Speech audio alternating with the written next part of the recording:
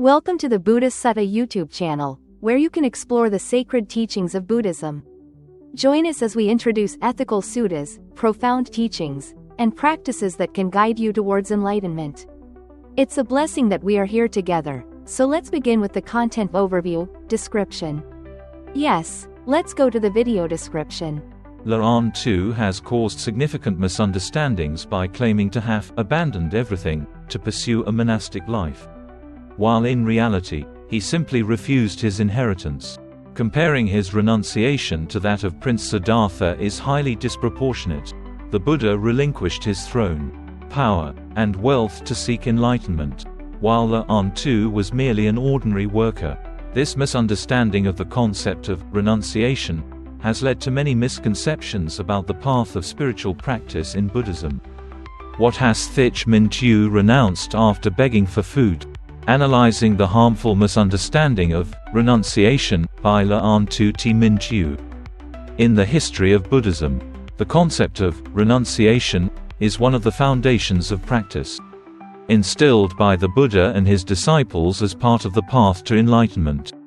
However, not everyone deeply understands or grasps the true meaning of this renunciation.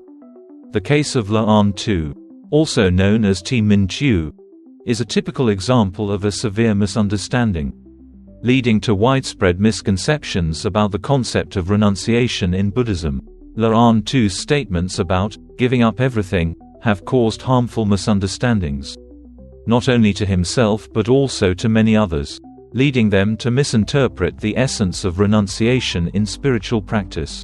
1. The concept of renunciation in Buddhism. In Buddhism, renunciation means letting go of desires, ambitions, and attachments to material possessions, status, power, and worldly pleasures. This renunciation is about giving up external material things and abandoning the mental defilements of greed, anger, and delusion, the causes of suffering and the cycle of rebirth. Before his ordination, the Buddha made a great act of renunciation when he left behind his palace, power, wealth, and family to seek a path of liberation for all beings.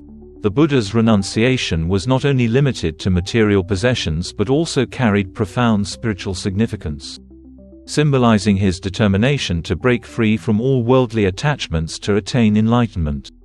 The Buddha lived simply throughout his life, owning no property and without attachment to material or political power. His renunciation was complete, not just in form but also in mind and consciousness. 2. Lê Anh Tu's misunderstanding of renunciation.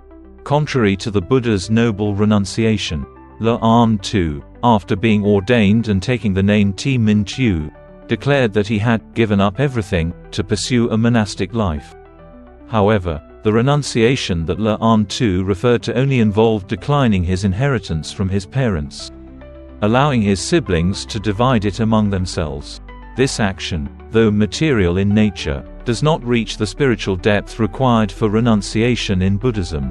In reality, before becoming a monk, Lê Anh Tu was merely an ordinary worker, earning a wage and possessing nothing notable in terms of wealth or power to give up.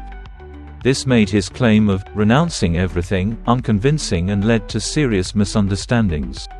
Many who heard Lê Anh Tu speak about renunciation could mistakenly believe that simply giving up material possessions or wealth is enough to become a true practitioner. However, in Buddhism, renunciation is not limited to material things but also involves letting go of psychological attachments to worldly life. 3. The inappropriate comparison between Lê Anh Tu and Prince Siddhartha. What is especially damaging is that Lê Anh Tu, after assuming the name THICH MINH TUE, compared his renunciation to that of Prince Siddhartha, the Buddha. This is a completely disproportionate and inaccurate comparison, as Prince Siddhartha's renunciation holds much deeper and more significant meaning. Prince Siddhartha was the heir to the throne and destined to become the king of a nation. He abandoned his life of luxury, power, and comfort to seek a path of liberation for himself and all sentient beings. His renunciation was not merely about material possessions but about abandoning all the attachments of worldly life, embarking on a difficult spiritual journey that required immense patience, determination, and wisdom. In contrast, Lê Anh Tu was just an ordinary worker with no remarkable wealth or power. When he claimed to have given up everything, this was only in reference to refusing his inheritance from his parents. An action that cannot be compared to the complete renunciation made by Prince Siddhartha. This represents a severe misunderstanding of the true nature of renunciation in Buddhism, and it may lead many people to mistakenly believe that merely giving up material wealth is sufficient to become a true spiritual practitioner. 4. Lê Anh Tu's abandonment after 6 months of trial. Even more unfortunate is that after failing to endure the 6-month trial period in the monastery, Lê Anh Tu not only left the temple but also abandoned his abbot, his fellow practitioners, and the Vietnam Buddhist Sangha. This clearly demonstrates his weakness in commitment to the spiritual path. Instead of persevering through the challenges, cultivating himself to follow the monastic code, and continuing on the path of practice, he chose to give up everything associated with Orthodox Buddhism. This kind of abandonment cannot be compared to the Buddha's renunciation, as the Buddha left his palace to seek enlightenment, while Lê Anh Tu abandoned the core values of Buddhism and Orthodox monastic life to follow a misguided path. He isolated himself, claiming to be following the ascetic practices without fully understanding the essence of these practices. Asceticism is a noble form of self-discipline, requiring strict adherence to the monastic code, but Lê Anh Tu failed to follow even the most basic rules of spiritual practice. 5. Consequences of misunderstanding, renunciation. Lê Anh Tu's misleading statements about renunciation have caused significant harm to the community. Many people, especially those unfamiliar with Buddhism, might be led to believe that merely giving up material wealth is enough to achieve peace and enlightenment. This leads to a distorted view of the spiritual path, causing misunderstandings that the practice of Buddhism is simply about abandoning material values. In reality, the process of spiritual practice in Buddhism requires renunciation not only of material things but also of internal attachments. It involves letting go of greed, anger, and delusion, the 3 defilements that keep people trapped in suffering and the cycle of rebirth. If one only gives up material possessions without relinquishing psychological attachments, they will never achieve true liberation.